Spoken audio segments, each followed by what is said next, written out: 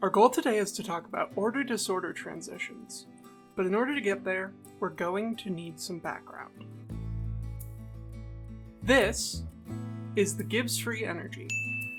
In its simplest form, which thankfully is all the more we need right now, Gibbs free energy is given as G equals H minus St, where H is our enthalpy, S is entropy, and T is temperature.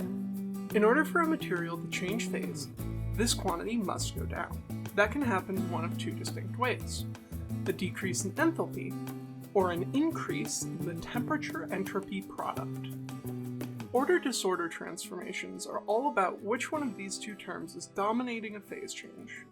At high temperatures, it's easy for the entropy term, or the disorder, to take over. But at lower temperatures, things get more complicated. In particular, these transitions are characterized by a critical temperature, Tc, at which order breaks down. When it comes to order in materials, there are really two distinct concepts at play: short-range order and long-range order. Short-range order describes the ordering of immediate neighbors. Ice is a great example. Every oxygen has its two hydrogen neighbors, and vice versa. Even if your ice melts into water, this ordering is still preserved. Long-range order, on the other hand, is applying this same concept to the crystal as a whole. I like to think of it as how similar a crystal is to its cartoon form. In a salt crystal with perfect order, for example, every sodium is bonded only to chlorines. In order to see what happens to these two types of order during order-disorder transformations, we're going to need an example.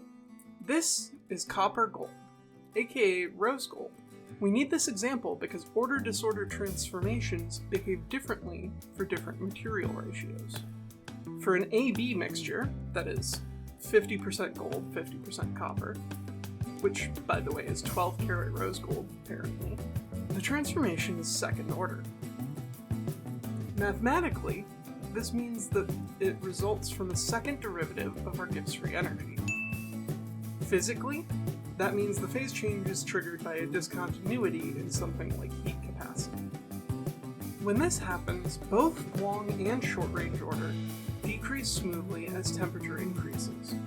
At the critical temperature, long-range order breaks down completely, but some short-range order may survive. For AB3 mixtures, say AuCu3, the transformation is caused instead by a discontinuity in entropy, a first-order transformation.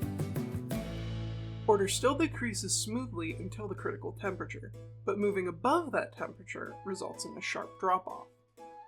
Just like with the AB mixture, long-range order drops to 0 at the critical temperature, and some short-range order may remain.